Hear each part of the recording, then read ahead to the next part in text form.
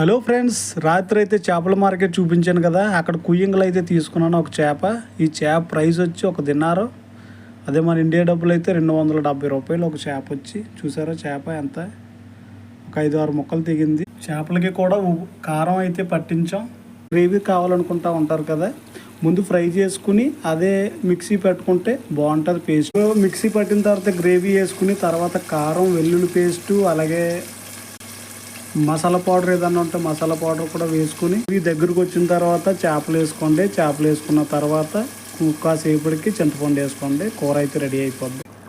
చింతపండు కూడా వేస్తాను. ఒక 5 మినిట్స్ నుంచి తీసేసుకుంటే కిందకి కూర అయితే అయిపోద్ది. Gravy curry ready. Finally gravy చేపల పులుసు అయితే రెడీ అయిపోయింది. చూసారా ఎలా ఉంది చేపలు? చూసారా ఎక్కడ ఏ చేప కూడా విడిపోకుండా అయితే చాలా నీట్గా అయితే గ్రేవీ. ఫైనల్లీ అయితే లంచ్ అయితే చేస్తున్నాం ఇప్పుడు.